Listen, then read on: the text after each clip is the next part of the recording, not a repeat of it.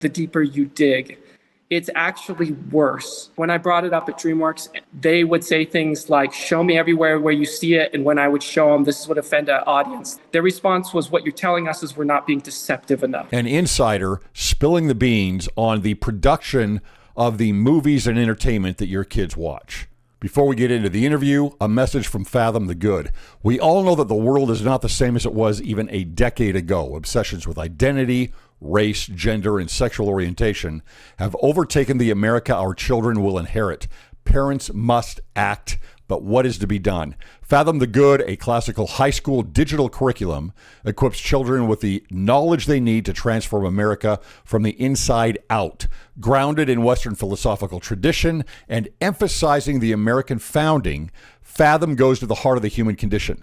We all want to preserve freedom, but until we teach our children to explain and defend freedom's goodness, freedom will continue to slip away. This is curriculum developed by my very good friend Ralph Hancock, professor of political philosophy at BYU. Check it out at fathomthegood.com. That's fathomthegood.com. Here we go.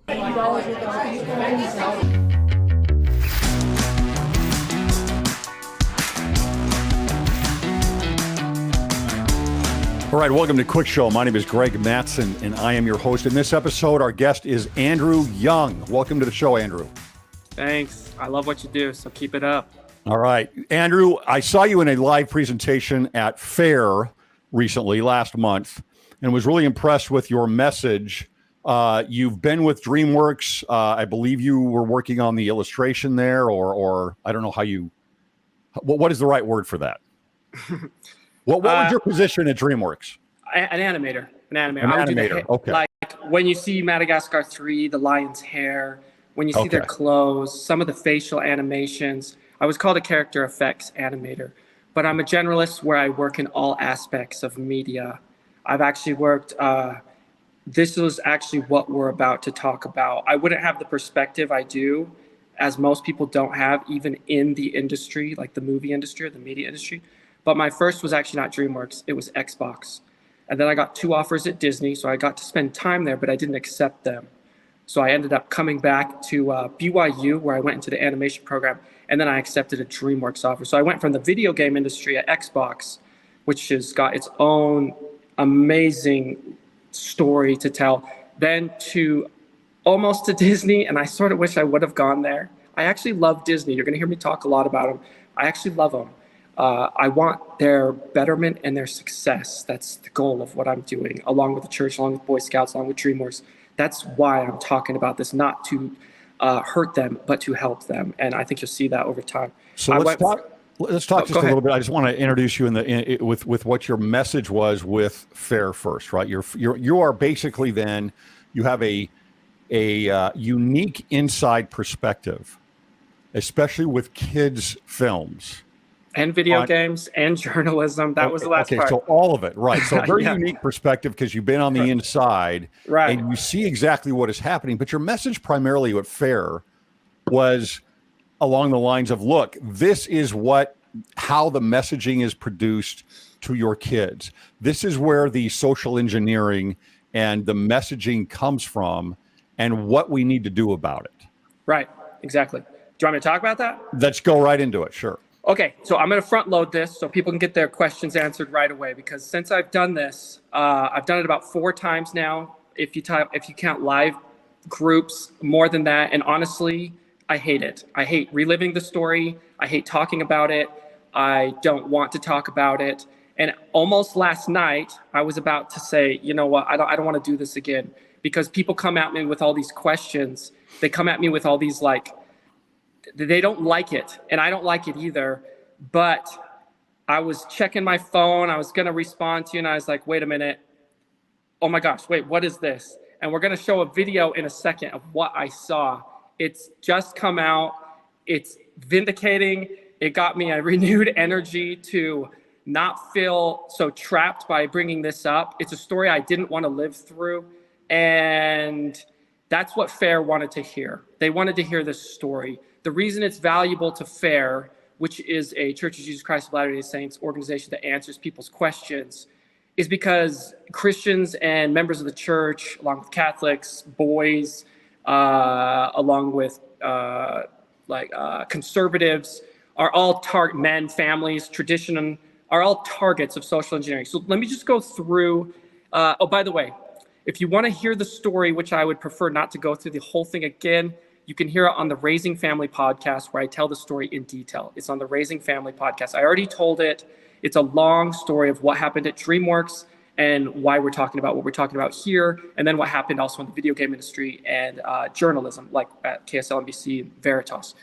So if you want to hear it, you can go there, or you can hear the fair speech, which goes into it as well. So that's where you can get it. But these are the questions everyone asks after they hear it. So I'm just going to answer them if that's okay. Perfect. They say, what is this? Like, what is social engineering?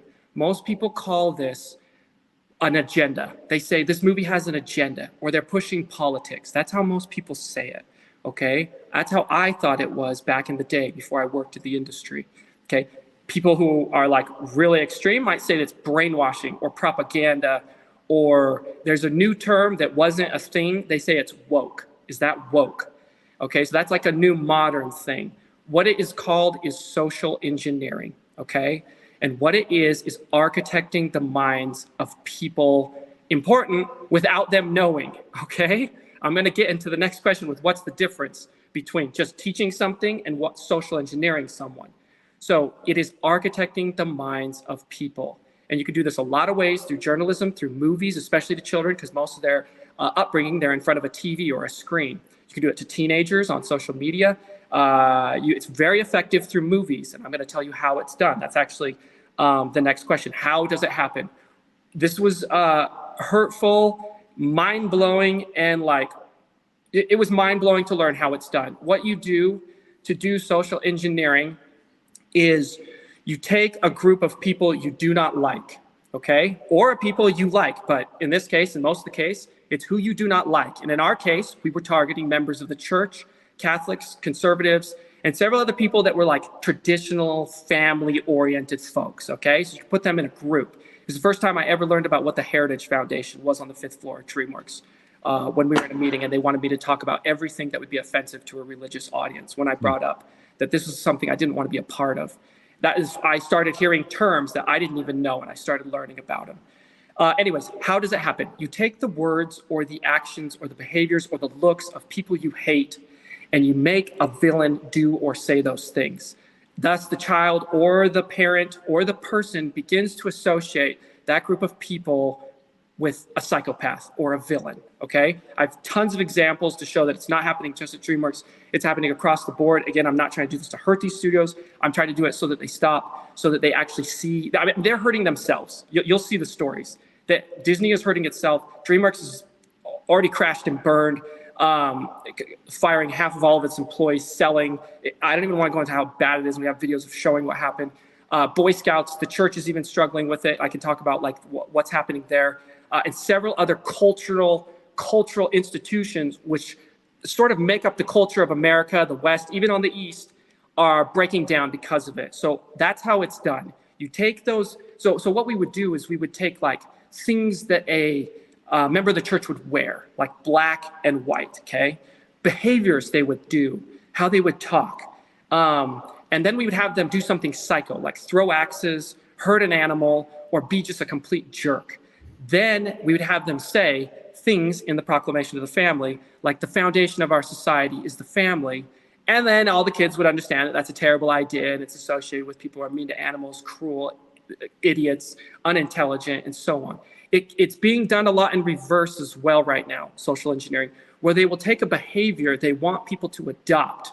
LGBTQ, anti-family stuff, anti-capitalist stuff, anti-parent stuff.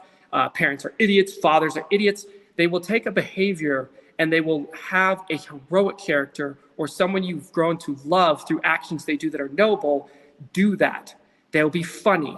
They'll be clever. This is why you never see a straight Caucasian father as funny or able to solve anything. They are one of the targets. But you will see the opposite of that, always quick-witted, always a spitfire, like able to solve anything. And they will always they will have things that they want culture to embrace. and they'll say, well, oh, this guy's such a great friend. He's so funny. He's so charismatic. And he does that. That's what we want. And by the way, it's working.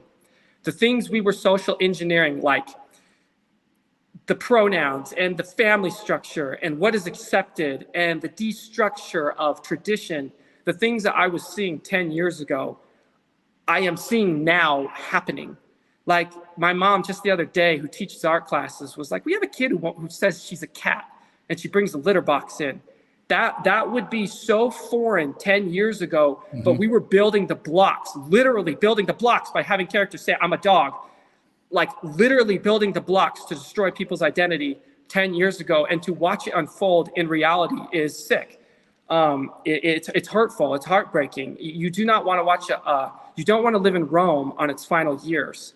You want to reverse it. Anyways, that's how it's done. So after I explain it, or when people listen to those other podcasts or anything, and I actually hope not to do this too many more times, it takes me away from what I really love, which is creation. They ask, whoa, are you for real? They say, I mean, even just from the last podcast, they say, are you crazy? Is it super happening? I get emails all the time. Wait, are you actually kind of exaggerating? Are you looking into this? Are you ultra sensitive? And what it really is no, it's actually worse the deeper you dig. It's actually worse. And it's actually more deceptive. In fact, when I brought it up at DreamWorks, they would say things like, show me everywhere where you see it. And when I would show them, this would offend an audience. This would offend an audience because these are things church people believe. This is what they say. And I would say, just Google those words. They would Google them. Their response was, what you're telling us is we're not being deceptive enough. And so they not only know about it, they're architecting it and designing it for purposes of power, political gain, benefits they'll get from groups that want them to put this in the stories.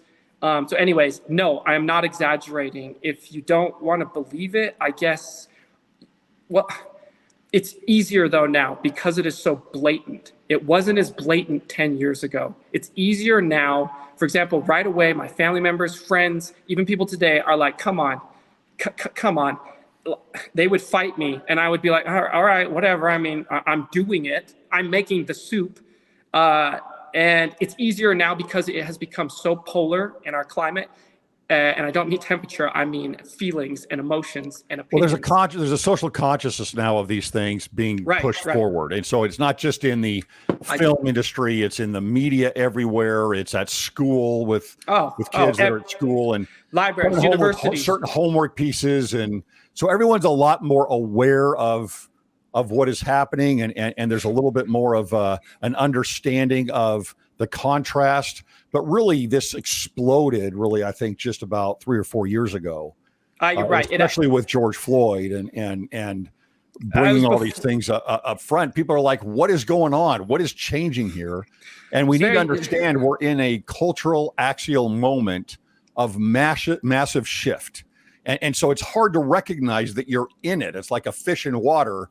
You don't really always understand it, but that's where we're at. The culture is shifting so quickly that your head kind of spins and you're not really sure what's going on. You're totally right. And it actually started a little bit before there. I can tell you where it started. George Floyd and that happening perfectly during the election with COVID and all of that is part of it. And you're right to start seeing it. And it's bizarre, the timing, and when you start seeing it. Anyways, it's getting easier and easier to see, which is good because people don't think I'm crazy. It's really nice. I'm not a crazy guy, and I don't have to have these awkward conversations with everyone. My professors at BYU, I bring it up, and they're like, no. They don't want to talk about it, and I understand. I get it. It's not fun. Others at BYU push it, honestly, but that's okay. Oh, no. Universities need a lot of help. And what I would say to families, universities, schools, the church, Boy Scouts, these cultural institutions, is the person that gets destroyed the most, the person that gets fired for not speaking up. I'm sorry, most people are fearful that they'll get fired for speaking up when they're like hesitant. That is most people's fear, okay? But what happens is you end up getting fired, your organization ends up having its audience abandon you, and you end up dissolving one way or another. That's actually one of the questions. The next question people ask is, why does this matter? Why is it destructive? It's really crucial to see this because you can see it happening at different stages in different organizations. I believe the church is at maybe the first 10% of deciding what they're going to do about it. Disney is about 60% into it. DreamWorks is 99% done. They were the first company probably or organization that has a family audience to completely dissolve. Okay. And when I say dissolve, it's very hard for a huge company to completely dissolve. They sell, they don't own any assets, they don't do anything. Everyone leaves, they fire everyone. That's dissolve. Okay. They don't create any new content. They basically are not even a force. Their CEO Katzenberg is gone. It's not the DreamWorks of 1998, not even close. Okay, so anyways, why does it destroy organizations? Okay, the propaganda or the social engineering. The reason it does, actually before I'm gonna answer this, it's an important one. I need to answer the first one. What is the difference? People say, well, what, you have a teacher teaching science. Is that not social engineering science? Or you have a teacher teaching music and indoctrinating kids or people with some sort of political belief or some sort of social belief that they want. Why is that social engineering and just a science teacher or a science professor not social engineering? Okay, this is the question I get a lot, all right? Three differences, okay? The intent is big, okay? We had an intent at DreamWorks to manipulate children, okay? They are doing this at Disney, okay? And I could get, whatever, it's happening. Get in trouble or not, it's happening, okay? Our intent was to architect minds, okay? For what we thought they should think, okay? Okay, real quick here, Andrew, go ahead, two questions then, okay? Who's we? We have the intent, okay? And where does that come from? And then the intent itself, how high is that up on the values hierarchy of this is why we're making the film? It's good questions. How high up is way high up. I went all the way to the person that told me that this was happening was the director who directed Lion King, who directed Peabody and Sherman, who directed Beauty and the Beast from Disney. They go back and forth. And the producer, Alex. These are the people, everything is top down in Hollywood. Hollywood is not a bottom up. The movie industry is not a bottom up. It's very hierarchical, like India. It's like very, very much top down, okay? You do not speak unless you're spoken to. You do not get somewhere unless you put your 40 years in. There is not room for influence until you've been sifted through to make sure you get that chance, okay? So all the way to the top. And I would say who runs the top? They have hyper-political friends. We often had Bill Clinton coming back and forth, Bibi Netanyahu coming back and forth, which I loved, by the way, when he came and spoke. We had often our CEO giving us an email every single day talking about what him and Obama were talking about and what they were doing. And yeah, it's all the way to the top. If you want to know what's happening, politicians and activist groups are using media or whatever they can control, whether it's Vanguard, whether it's a university, to perpetuate whatever they want on children and parents, okay? So that's the intent, okay? Your next question was, so that's how high up it goes. What was your next question? Next question is the intent itself, how high up is it on the values hierarchy of making the film? In other words, hey, here's a great story, let's add these little pieces into the pot here, or is it we want a story that says this? The opposite. But you're seeing it's overriding. So let me explain. So they will have a Barbie movie or a Lego movie or a Trolls movie or a Shrek movie, or the saddest one that was so hurtful was probably one of the best evolutions you can see is Kung Fu Panda, starting as a prime, perfect, unengineered story to be a great story without any of the crap laced into it, to number 2 having a little bit, to number 3 being a complete crapshoot of social engineering. So you can see that. So what is being done is they're saying, we know people will love this, I'll call it a sugar cookie. We know people will love this series, Star Wars. This is a good example.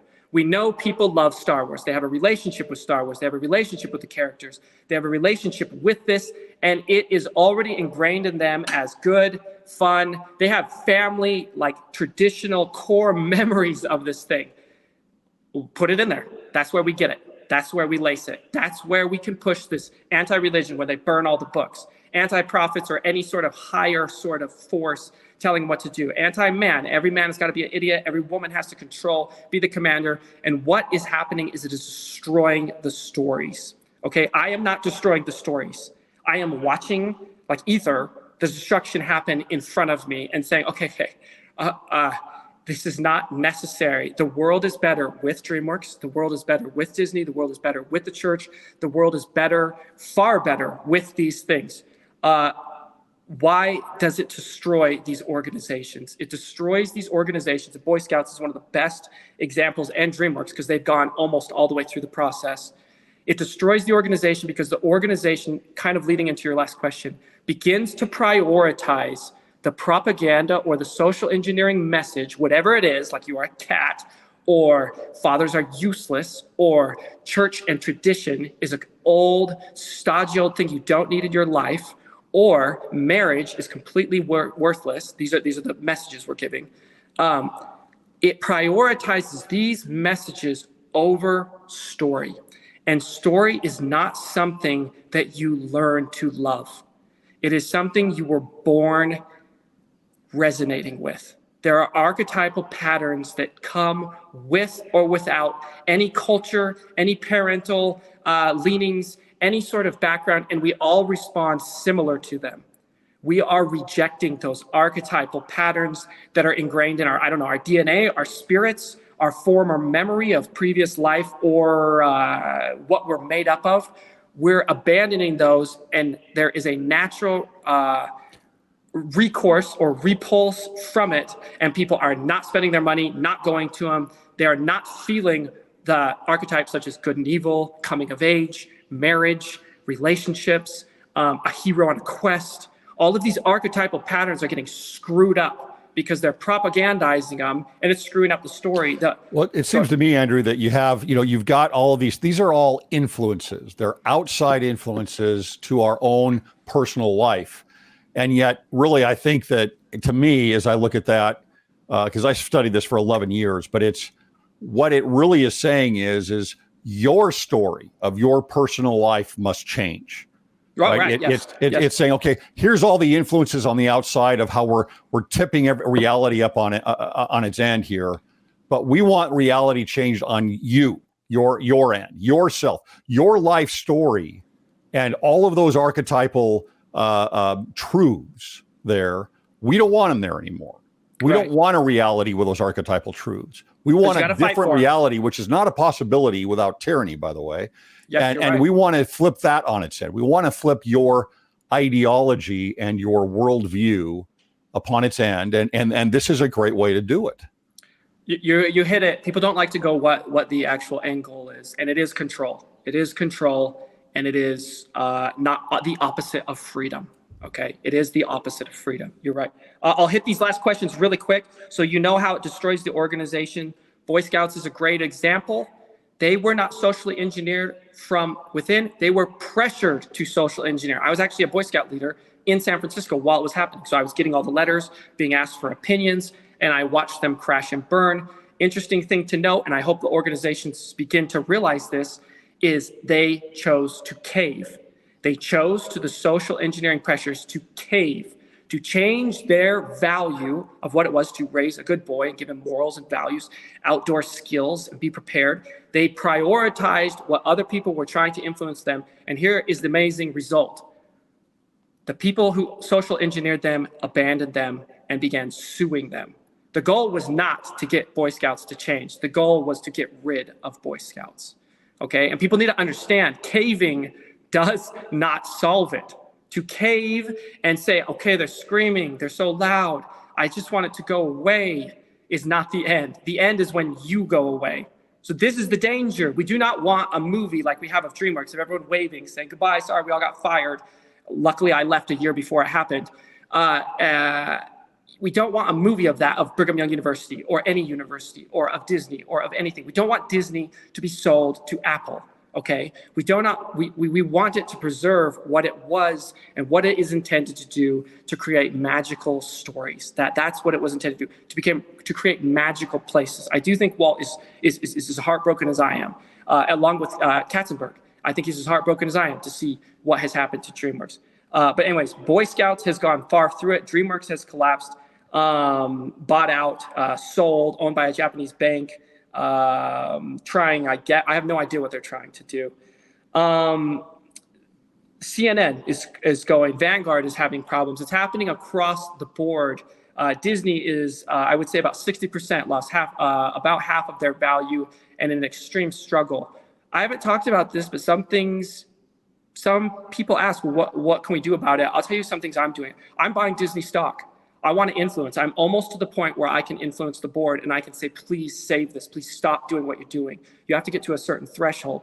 I'm trying to help them from within and from without, while letting people know so they aren't social engineered in the process. I have friends who work at Disney. I'm trying to tell them, do not quit, do not whistleblow. Some have asked because I've worked at Veritas. That's an underground or an undercover journalist organization. They say, should we whistleblow? Should we do it? Should we do what you do? Should we tell them? Should we expose?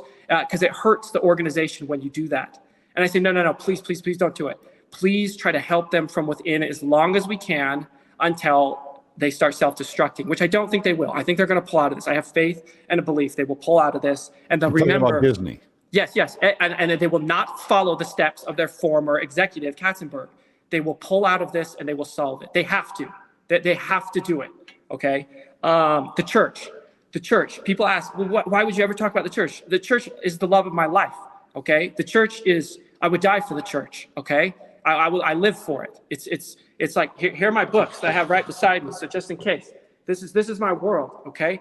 I've loved the church since I was born into it, and since I went through seminary, and since I went through Brigham Young and on a mission and in a marriage in the temple. I don't want to see anything happen, but I am watching the church begin to adopt things that I have seen as a pattern in all of these other organizations. So it happens on 3 levels.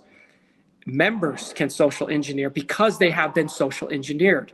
They can bring in social engineering and add them to their lessons, add them to their talks. So you have to be very careful to help those members if it is not scriptural, if it is not doctrinal.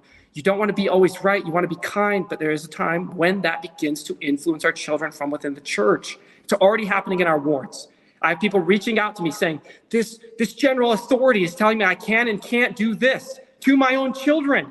And it's wrong. It's not even, it's like a gray area. It's wrong. And they're a general authority. I'm not saying bad about them. I'm saying they might have been socially engineered and are passing it on. It's like a mist of darkness when folks are trying to stay on the rod.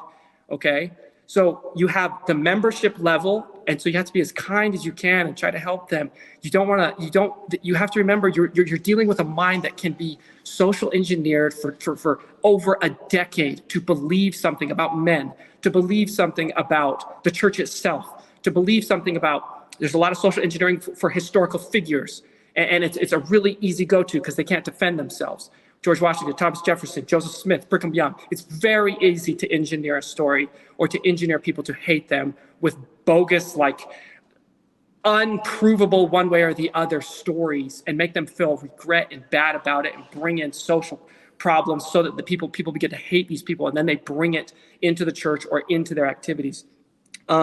So you need to be really careful also because I am beginning to see some of the fruits of social engineering, and social engineering, I believe, is a sister to priestcraft, and definitely a piece of secret combinations.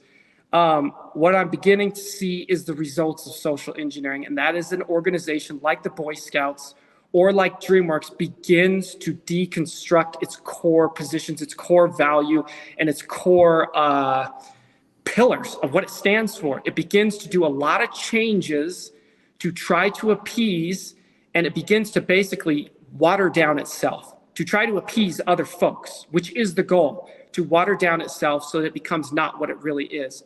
So I will still die for it, right or wrong. I will still support it 100%, but I am concerned that the time and time again, I don't want to go into the examples. I don't know if they will be faith promoting, but I do want to say the church is true, okay? And the scriptures are the rock, okay? And because they have the words from Christ. They are right. They are true, independent of any of this other stuff. I actually think core of Disney is true as well. These beautiful stories with timeless animation that lasts over 100 years. We're still watching Pinocchio and Bambi. There is truth to it. There is a core. The church has that, okay? So that is the faith promoting. You forget about the examples I could bring up of deconstruction and double down on construction and holding on to what we have and continue to perpetuate it, continue to message it. It is at its core true. Joseph Smith, true prophet. He couldn't have done it. A mistaken man like him couldn't have created the Book of Mormon. The story, we come from a Hollywood where we create narratives. You cannot create the Book of Mormon. Andrew, you can't do it. Yeah, and I'm not sure if you're aware of this or not, but we're kind of a hub for all of this. Oh, okay. I just don't so know. We have, I've had, I don't know, I'm probably into the thousands now at this point as far as emails and people contacting me on my website of what's going on in their ward, right? So we get this all the time. So I've got all of this data and all this information coming in from someone bringing up a character like an Ibram Kendi and talking about from the pulpit or talking about a let's call it a woke or a social engineering concept in their testimony. And so I get a lot of these things. The biggest danger to me with the church is the conflation of these ideas with the gospel.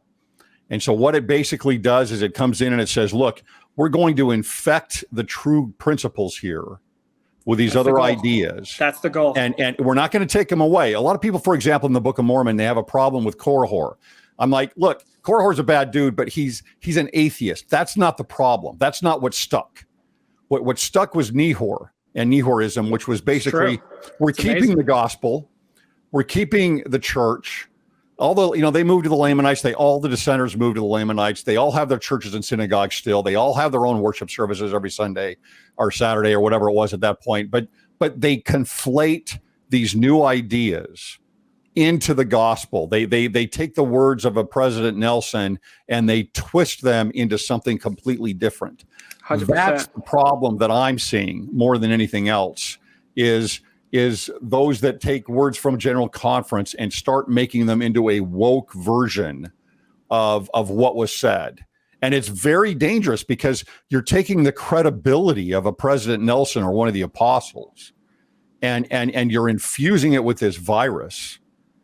And then you're saying, look, he's still the authority, but this is what it means. And if I can change your worldview a little bit and have you resonate with this new idea of what it means to have equality, for example, or something like that, then all of a sudden I've got an authority figure in a church that I love preaching to me about social engineering, about the woke gospel.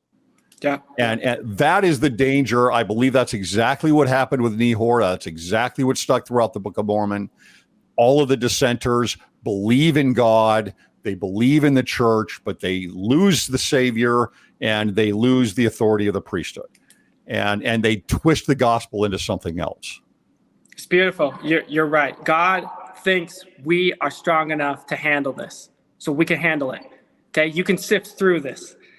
Your illustration explanation is perfect. Yeah, the order of Nehor. He went way deep. I love that. I'm gonna read about that. But yeah, he thinks you're strong enough, the listener, to handle this. You can handle this mist. You can handle this. You can teach your kids. You spend time with them. That one of the questions is, what do I do as a parent? I'll just answer it now. You've got to be the parent. You've got to have that time. You've got to have that influence. We have found that in movies, and even let's use a church example. Someone gets up there, there's testimony, or some teacher teaches something. It doesn't matter, okay?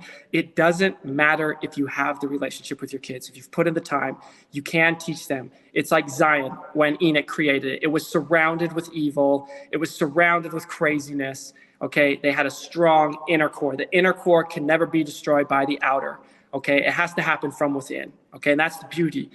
In this crazy world, where media is crushing, where things are falling around you, you don't have to be sad, defensive, hurt. You can create that heaven on earth in your home, okay? You can create it wherever you are, in your apartment, in your car, wherever you walk, wherever you stand. You can be that light, okay? It doesn't matter if chaos is happening around you. You double down on the structure. You double down on that rod. You double down on those words of Christ, and you walk through anything. It's actually more heroic for you to do it in a difficult situation. The 90s seemed easy, okay? The 90s seemed easy. We've got the video game and the level got harder. It got harder, and that means you're leveling up, okay? We're learning harder lessons, and we're learning how not to be deceived easier, and we're learning how to react to difficulties better. Great way to look at it. Yeah, we're learning how to react better. When someone says something that you know is false, okay, you're learning how to engage with them as a fellow spirit, okay, as a spirit of God, as someone who is trying to figure out all of this on their own as well. As an organization is crumbling, do we desert them? Sort of like we have the Boy Scouts. Do we desert them, or do we prop them back up and help them? Okay, do we desert DreamWorks? Do we desert Disney? Do we desert like CNN? Do we desert Vanguard and all of the finance? Do we desert a politician that's gone nuts? No, this is not what we do. We make sure we're centered. We make sure we've got the gospel. We make sure we're on a good straight line, and we help them. We're compassionate. We are Christ-like. Okay, that's what he wants. That's what our older brother wants. Okay, he knows what we're gonna do. He knows what we signed up for, and he knows we're here to help them, like sons of Ephraim. Help all the others who are going through that difficult famine. Anyways, do you want me to finish up the last questions really quick? Yeah, do it. Let's do it. Show some clips, because the clips are probably the most important part. Okay, so what parents can do, you have got to overrule the false parents. Okay, scriptures talk about false prophets. We're in a world of false parents, librarians, teachers. My kids come home all the time telling me I have to walk them through it. I have to ask them what they think, and I have to try to lift them up, knowing they're going to use their agency and spend the time being a good example of what Heavenly Father would do, or what the church would do, or what Christ would do. So they associate me with those type of good things. You could literally set a chart. How long did I spend with my kids or my family versus how long did someone else spend influencing them? Okay. I hope you guys got the difference. The difference between just teaching and the difference between social engineering is intent. What is your intent? Okay, if your intent is to persuade something to do something, versus teach something and let them choose, there is a freedom-oriented empowerment way on the teaching side, and there is a brainwashing, manipulative, controlling side on the social engineering side, okay, or element on the social engineering side. So our intent was not to make a child think for themselves. Our intent was to make the child think how we wanted them to. That is one difference. The next difference is social engineering happens in the lack of transparency. There's no light on it. We did not tell people what we were doing, okay? I'm gonna show you an example of people teaching things that are the opposite of social engineering, and they're coming right away out saying, this is what I'm teaching. I'm teaching pro-American, pro-Christian stuff. Right away, if you don't want your child to hear that, it's not social engineering because it has been disclosed and it's clear what the intention and the content is. If you're a professor and you're teaching, I'll use music, and you switch that to politics, you are social engineering. Unless you put it on your syllabus, and this is a political music class, like so many professors, if I was a politician, I would make it illegal for professors to teach things that are not on their syllabus or their curriculum, because that is what is happening even at BYU. They get in there and they are an animation teacher, or they are a music teacher, or they are a religion teacher, and they are teaching a different topic in disguise, especially the theoretical philosophy folks. Yeah, and humanities. It's like you move from the host to the virus. That's basically what happens. Yes, and that is where you have entered the world of social engineering. Okay, if the church makes a movie, it is clear it is from a church. It is clear we have motives to teach people at the church. The problem is, folks like us who were doing it at DreamWorks, we are also making a movie, but we are not telling them it is anti-religion.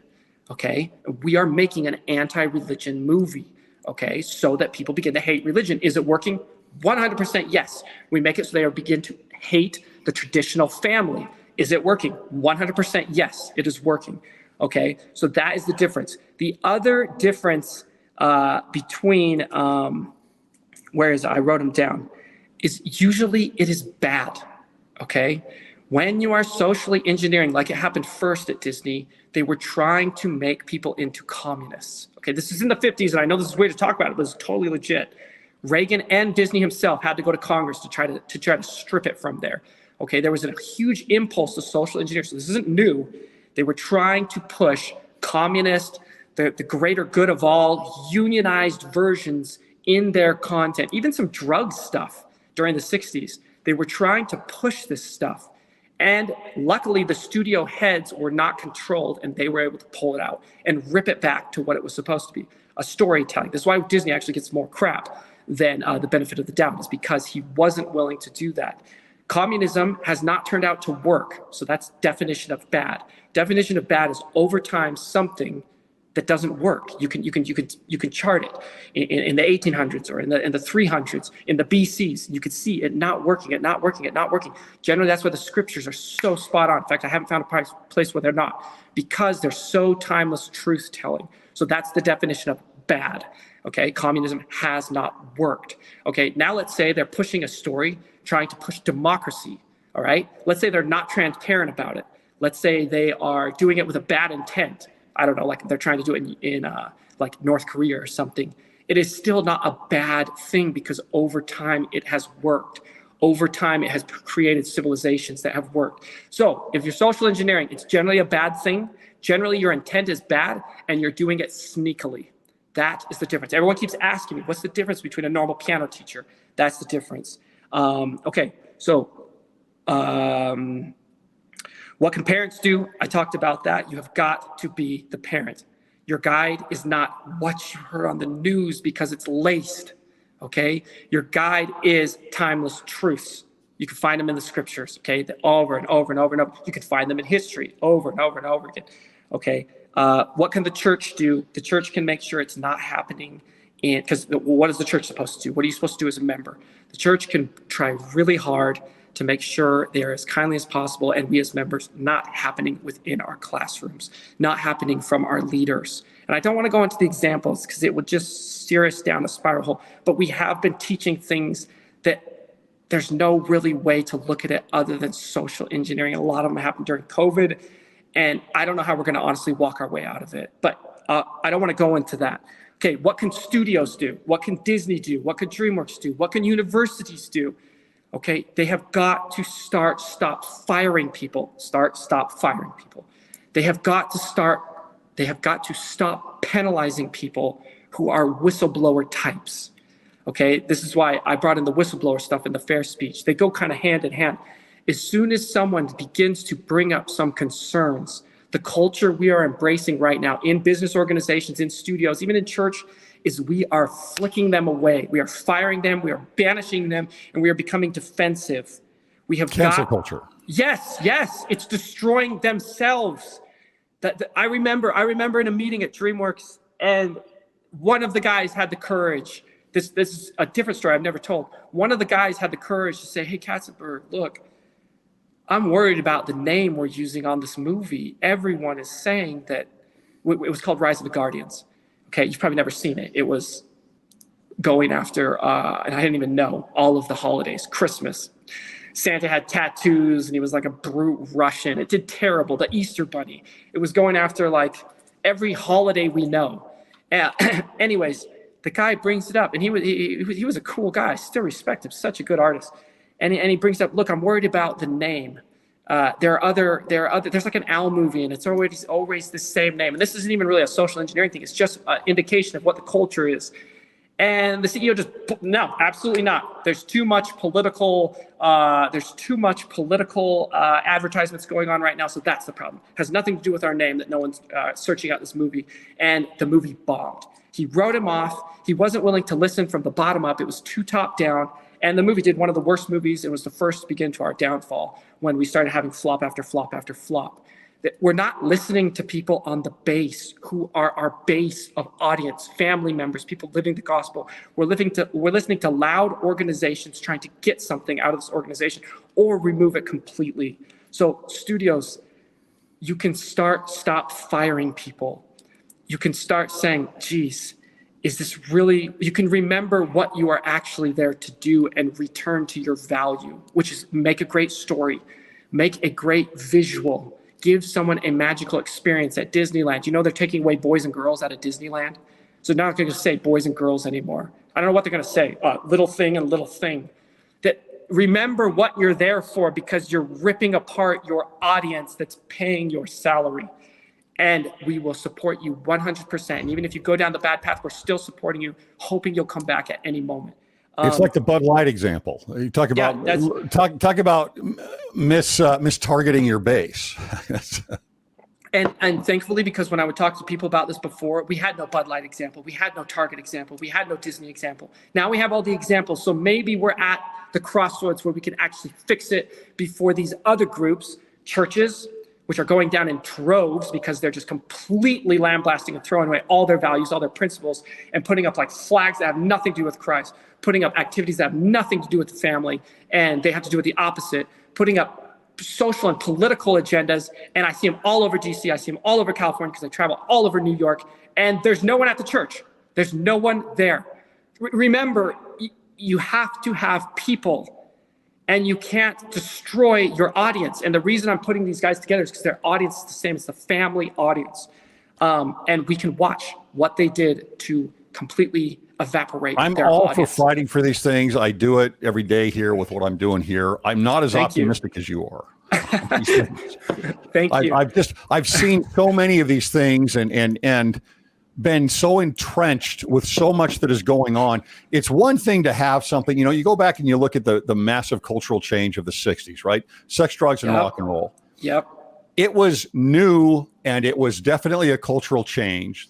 The biggest change of all that was the pill, by the way.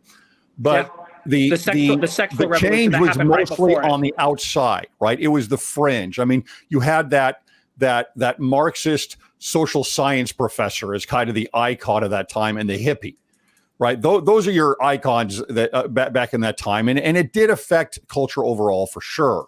Mm-hmm. But it was not entrenched in the institutions. You're right. We're at another level. Now this time around, right. It's completely different. They have marched through all of the institutions. You can go through law, you can go through the media, you can go through the schools, you can go through the churches, you can go to the family. It is entrenched in all of these. That's the problem I see is it's not just some idea out there. Again, it has moved so fast that there has not been a strong enough reaction and a defense to all of this within those institutions. Go back and look at what is it called? Wall Street. What was that called? The Occupy Wall Street. Yeah, that was one of the Occupy Wall Street from several years back. Have you seen anything like that happen again? No. Why not? Because Romney's not running. All of the institutions of Wall Street have adopted what Occupy Wall Street wanted them to adopt. They caved. Yeah, I know. Yeah, you get it. You get it. And other people are getting it. And we're at an inflection point, okay? You can bring it back. You can save it. And then two things are going to happen. They're either going to cave and crater, and we're going to have to create new organizations that help them, okay, called Boy Scouts 2.0, or we're going to have to, I actually don't want to say the other option. We're just going to fix it, and we're going to keep the good institutions, and we're going to make it work. And you're going to start from in your home, in your car, in your music, in your movies, in your family, in your kids. And like, you're going to be like a little Enoch, and you're not going to let everything else trap you. You're going to create that little Zion. It happens home by home. Okay. You can do it. You can do this. We can do this. We were born for this moment. Okay. Okay. So let's go on to the next one. Question I get: is Andrew sick, crazy, or hypersensitive? This is, I get often. I'm like, so I don't know how to answer. Luckily over time, I'm getting vindicated. So no, I'm not sick. I'm not hypersensitive.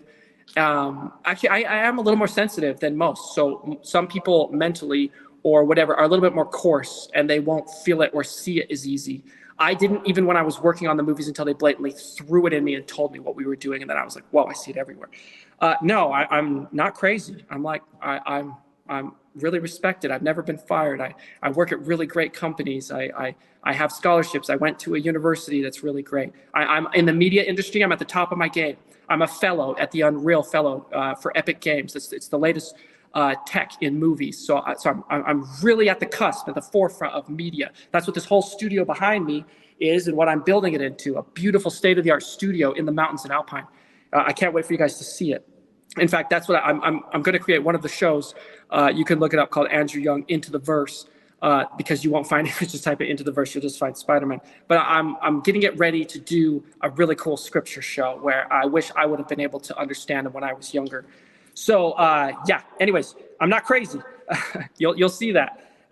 Do I want to damage the studios, the church, or any of these groups who are embracing this? 100% no. I don't want to damage them. I don't even want to talk about this. I'm heartbroken while I watch them damage themselves. Okay, a lot of people are saying, Andrew, it's just characters. That's what they're telling me because this happened several times. It's just two sisters. They're not pushing lesbian stuff. It's just a snowman. Sure, he acts gay, but it's just a snowman, even though we're putting him in Jesus' spot. It's just a school lady. These are just shows. Yeah, I wish. And that's what I thought too. So no, they're the vehicles. They're the vehicle into your home. They're the vehicle into your child's life. They're the vehicle. And thankfully, they went so far that now we can see it. Over time, you won't have to wonder if what I'm saying is right. And we're already there. If you can't see it right now, I can't help you much. You will begin to see this so blatant, and you will see the consequences of it so blatant that you'll be like, well, all right, whatever. Problem is, at that point, when you're questioning it right now, what are you going to do to help? So maybe stop saying, is this happening? Yes, it's happening. Is this really that crazy? Yes, it is having enormous consequences. And just start helping it. The way you do it is double down on structure, double down on time with your kids, double down on truth, double down where everything is caving, double down to help those organizations, Boy Scouts, churches, anti-porn organizations, anti-sex trafficking organizations, all that stuff. Last question people ask is, what are you doing now and where can we find your stuff? I got a lot of that this last week. What I'm doing now is I just got, I'm in a point of transition. I'm moving to DC. Isn't that crazy? I got hired as the creative director for the National Center on Sexual Exploitation. So I'm going to go help them build up their entire. I know them over there. That's great. Cool. Great. Yeah, I couldn't believe it. It came out of nowhere. And so I'm going to move there. I'm going to keep my studio here, go back and forth and create a lot of content. I have a lot of freelance clients. I get a lot of offers lately. And so that's what I'm doing now. So I'm going to go help in the sex trafficking industry as best I can. And I hope I can partner with these other organizations in the right way so that we can do a lot of good. Where can we find your stuff? If you want to find church stuff, it's Andrew Young, Into the Verse. That's what people are asking. And then follow the NCOS, the National Center on Sexual Exploitation. Donate. And that's NCOSE. Yeah. So it's going to be big. It's going to be cool. They already are big. They've been around since the, I want to say late 60s. So it's a huge. Yeah, they've been on the show. It's a huge responsibility, and I'm gonna do good. Okay, that's it. Should we show some clips? Let's do it. Okay, so first clips. I've never had these clips, and I gave them to Greg last night. I have never had vindicated clips. I'm so excited. I had no idea there were others in the industry doing this. Show the Hercules clip if you can, if it can pop up. My goodness, am I thankful, Sorbo. Thank you, Hercules. All right, here we go. You came Hollywood masculinity. Yeah, we need to talk. Your men have won the Woman of the Year award too many times. And I've been doing a lot of thinking, and I just don't think you see me for who I am. You want progressive masculinity to lead this century, but there's only so far a man can get in high heels. I thought we could weather this together, but we both want different things. You want broken boys who stay boys, and I want our boys to become brave men. And we parents, we've had enough. We have. We know we have the power to defend the truth and raise up strong men who leave legacies for generations to come. And because we know that the raising of our children falls on us, not you. So I'm standing up in this endless torrent for a different kind of man. So good. I'm standing for boys who are men in the making, and for fathers who lead their families in truth. So goodbye, emasculated celebrities. Goodbye, neglected responsibilities. And goodbye, glorifying instant gratification. It's not us. It's you. My gosh, I'm so thankful. One day I'm going to do a movie with him. And Hercules, you came to my rescue. You came to my rescue. I was feeling really down. I was almost like, I don't want to talk about this anymore. No one cares. Everyone's like, just shut up. Like, I don't want to hear that. And you came to my rescue. So thank you. He's addressing one of the biggest problems in social engineering. One of the targets, boys and men. Why don't you roll that clip so they can see an example of the Lego movie and show just how blatant it's got, and I can do some explanation, but you don't need it. It does it on its own. Watch what they're doing to boys and men. Didn't we all become leaders? No offense, I sense no leadership qualities from you. My readout confirms you to be soft, fragile, and a less than worthy opponent. That's what they want. What you say about I never Emmett. saw this one. He saved the universe a few years back. This guy was a fierce warrior, Okay, well, technically, I did the warrior stuff, but... so you fought and master built and kicked butt, and then the hapless male was the leader. Well, you know, he was a symbol. Oh, for gosh. Yeah. That we all have ideas, and, But you did all. Well, hey, Emmett is the sweetest, most optimistic guy you could ever meet. And I know those qualities are not useful anymore, and that Emmett isn't changing with the times and lacks a killer instinct, and in general just isn't tough enough. Not tough enough? Yeah, but There you this go. guy is the special. Well, at least he was. Silent. Yeah. Wait. So, yeah, this is what they're doing to the boys. Okay, what do you think that does to their confidence? You know how many times a boy wants to watch this? You know how much he loves the Lego? So when you're asking, like, are they making a movie? No, they have the content. They've laced it in there. But Andrew, so many people are going to say, "Come on!" Again, like you're saying that you're just being too sensitive on this. This is not that big of a deal. How can you tell people, look, this is on purpose? This is the intent. This is not just storytelling. Okay, let's just say they were right. Let's just say there was no intent. Let's say this is an accident.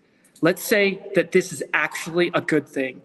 Look at the result from the previous movie that we are having, and you do not have to take my word for it. Look at what boys and men are becoming. You saw them in dresses. You saw them in, like, they don't even know what they are. Let me just read something so that everyone knows what is and what is not. Men and women, not in worth, but in design, are not equal. They are complementary. Take a man and a woman and join them together, marriage, and they become something greater than either could be alone, a family. A man is designed to lead, provide, protect, and fill the need that a woman has, security. In turn, a woman does what no man can, and what even the world cannot do without her, gives life. The beautiful result when a woman and a man fulfill the measure of their design is a home, a nation, an organization, and a world enshrined in secure life. We were designed, I know it's beautiful, isn't it? And then if you add in God, all of that marriage and family becomes eternal. That is truth. That is what a man is designed to do, and you are changing it. What a woman is designed to do. And people say, well, that's not all they're designed to do. Come on, they're not just baby makers. Well, let's just take that. What if that is all they did? I'm not saying that is all they do. They don't. They do much other things, just like men do other things that provide security. But what if a woman only had done one thing, and that was bring or give life? In various ways you can do it. They would still be fulfilled, and they would still have something greater than becoming a CEO, something that they would be fulfilled and more miraculous, that anyone, man, woman, or anyone can become a CEO. And that's not even the goal of most. Anyone can write a book, anyone become successful, an influencer, anyone can push off marriage and whatever else and have a great education. Not anyone, like myself, cannot give life, okay? That is the most fulfilling, most gift a woman can do. And a man, the most fulfillment we can do is by being a provider of security. I'll say it again, is by being a provider of security, spiritually, physically, temporally, morally, for children and for adults. Women cannot do it as well as we can. We are wired for it in our brains and our bodies and our spirits to be that leader. Now, this Lego movie comes in along with all these other influences, and they're stripping it down to be all those things that character said: weak, just worthless, not strong, not able to do that. And for those who are asking, well, what if it wasn't their intent, or what if this is big bogus? I'm just going to stop saying that. It's not. We are already caving and seeing the results in our culture and our organizations that not only is it happening, but it is having the negative, destructive consequences that it is doing. Okay, you are looking at them in real time happening. It's like asking, is there a tree when the fruit is all over the ground? You're eating the fruit and you're like, well, is there a tree? 100% there is a tree, because we have the fruits, the destructive fruits that are happening because of the social engineering. Whether their intent was there or not, and I can't say for the Lego movie because I didn't work there. I actually can't say for Disney if their intent was there because I didn't work there and I wasn't on those shows. I can conclude that it was because of the result, and what they're doing is the same thing. In DreamWorks, I can't say because I was working on it. I did have the director and Alex, the producer, in my ear, and they did say we were doing it, and we were doing it. So in that case, we were. I can confirm, and then I can see it happening all over. So it's natural to say, yeah, we're doing it everywhere. If you want to fight it, you're living in a different world than the world I'm living in. I think I'm living in reality. Okay. Anyways, let's play another clip. Give me another one for someone who's standing up, who's from the industry. We had Hercules stand up from the industry. We got another one, Kirk Cameron, and he's right on board. I can't believe I found these. I want to give him a hug. They're saving me right now. They're saving me. All right, here we go. Don't skip this. I'm Kirk Cameron, and I want to warn you that today someone or something is heavily influencing your children. Now, the question is it you providing the influence for your kids, or is it someone else? If you aren't actively working to instill pro-God, pro-America, biblically based education into your children, know that others will instill in your children anti-God, anti-American indoctrination. Almost all. This is why I partnered with Brave Books. Brave gives parents a tool to shift the tide in the battle for the hearts and minds of our children. I have no idea about Brave Books, but I love them. I'm going to buy them. I have nothing to do with them. He just gave the entire message of the last 5 podcasts or things I've been doing. And it gives me such a relief because now I can just point them to him. Yeah, well, it's true because you have, one of the other parts of the virus that's happening in culture right now is to try and separate the kids from the parents. 100%. And that was one of our goals. And people say, well, it's the destruction of family. Yes, it's the destruction of family, but that's not the only thing it is. It's where do the kids get the messaging from? Who is their authority? That's exactly right. And so if you can move that to the schools, if you can move that to the media, if you can move that to other organizations, to a very woke church, whatever it is, right? There is a natural need for them to hit against the family and to separate the kids from the parents. That is the heart of everything. That is it. We can end it right there. You did it. Yeah, very concerning, very concerning. And the thing is, I talk a lot about the spiral of silence, where it's again, this happens so fast, you're in a whirlwind, but don't wait too long to stand up and speak. You have to stand up and speak about these things because we are a frog in that water that has been, in that pot of water that has been with the burner turned on. And people don't realize it's not like the burner's turned on a little bit at this point. That was 20 years ago. That burner is all the way on torch right now. And you've got to realize that, right? You've got to get out there and speak and take the measures necessary to protect your kids. And here's the hard thing. I don't know if you read much about about Jonathan Haidt, but there is also in the society, parallel along with this helicopter parenting and safetyism that is not good for kids, right? Yeah. That's what we've become as a culture in the U.S. And what it does is it makes things even worse because you do not provide your kids with resilience, right? You're always there. You're always next to them. You don't let them go too far away. You don't want them to fail. There's no resilience being built in them so that when they come upon these certain, Lego movies or whatever else it is, it's like there's no core inside them that's already built up to be resilient against these types of messages. It's a very difficult thing to manage, but if you are aware of it, at least you have the opportunity to do something about it. Yeah, you do. You do. If parents or anyone has friends or kids and they need help, you can email andrewredfordyoung@gmail.com. I'm sure Greg would help. You can forget that and go straight to scriptures and just spend time with them.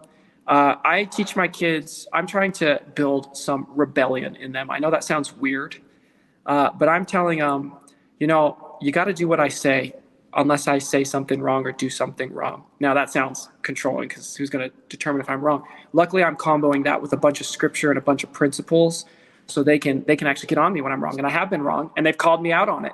But I need them to have enough rebellion, and I got it naturally. I come from the Brigham Young line, so we got a little bit of rebellion in us. It's not good. It gets us in trouble. But right now it's good. Right now in the world, it's good because the institutions are needing a little bit of rebellion. The librarians, the teachers, the principals, the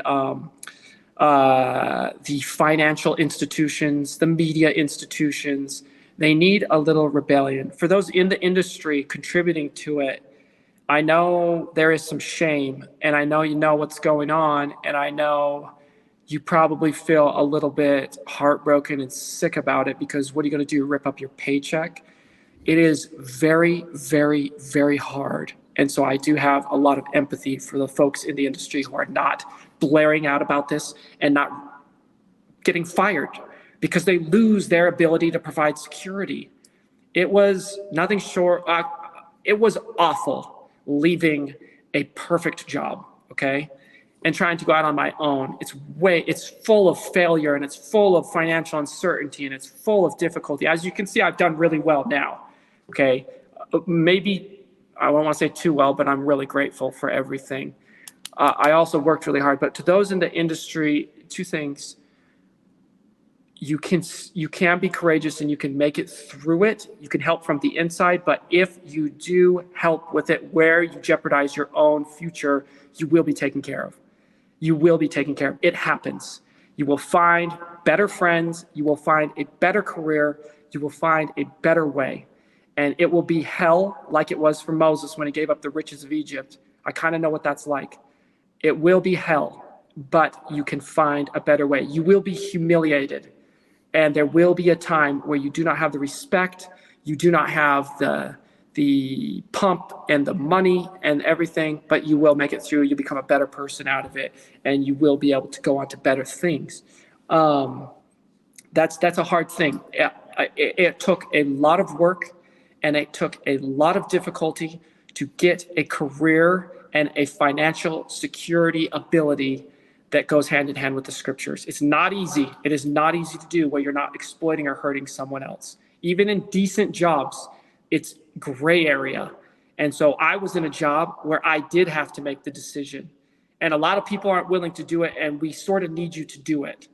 We need you to hold up. We need members of the church to be willing to stand up at financial institutions, at healthcare institutions, or companies. I had to do it at Hollywood, okay? You can do it. You can do it, and you can say, this is not right. You try to do it as kindly as you can. Try to do it so it doesn't hurt the organization because that makes them recoil. Try to do it where you can somehow find a win-win. At some point you can't, like Moses or like me. We couldn't find a win-win. They were going to do it no matter what. I gave them the ultimatum. They said, what would keep you here? And I said, take the social engineering out. Well, in quote, I said, let's take it out. And they said, we'll never do that unless an audience tells us to, meaning you're in control of what happens. Very interesting lesson there. And then I said, well, let's tell them. And said, we'll never tell them because they would be furious, meaning you. So we couldn't find a win-win. But we need this desperately, not for your sake, not for the kids' sakes, but for the institution's sake, because they're the ones who are going to crap. We need the insiders in Disney to help them. We need the insiders in other organizations to help across the board, because like Greg has said, it is systemic, not across media, but across journalism, which is media. It's systemic across finance. It's systemic in healthcare. It's systemic in law. It's systemic in universities. We need you to have a smidgen of backbone and courage, and we need you to be the men you're supposed to be or the women you're supposed to be, and we need you to do something, okay? We need you to help, and you could do it kind, and if you do get slaughtered and you lose your income and you lose your way of life and you lose your friends, there are other people like me who will be there for you. We will help you. We will be there for you. I am now in contact with the whistleblower from ESPN, the whistleblower from Google, the whistleblower from the HHS, Health and Human Services, several from Facebook, the one who did Pfizer. And we are able to help each other. We are able to give each other comfort. We are able to give each other the support we need. Now Sorbo Hercules is my man. I'm going to reach out. We're getting in contact. There are others who are doing it, and so you don't have to fear. The road ahead is a good road. It's a Zion-like road. Okay, it starts in your home. Zion-like meaning when they come back and they're going to kiss you because they're so happy you were able to endure what they were able to endure. We're approaching that. People are talking second days, second coming type of stuff right now. I'm looking at a Zion-like coming right now. I'm looking at that type of building, that type of situation. And you can do that in your home. You can do that in your family. So that's all I got. I think maybe you want to end it something on Greg, unless you have any other questions or anything you want me to go over. I'm happy to. No, not at all. That's great, Andrew. I really appreciate your message and what you're doing. It does take courage. And again, speak up, do something. It's one thing I found since I've been doing this podcast the last couple of years, because I get attacked all the time, every single day. It could be comments on YouTube. It could be emails. It could be someone else on another podcast. I get attacked constantly, and it's not easy, right? It's not fun. You're but right. Once you learn to move through that a little bit, what you find is this motivation of purpose and meaning that is beyond what you had before. I mean, it's not like I don't have purpose and meaning. I'm a father, I'm a husband, I'm a member of the church, I'm a son of God. Those are all the most important things. But for my day-to-day thinking and what I'm doing, it's there.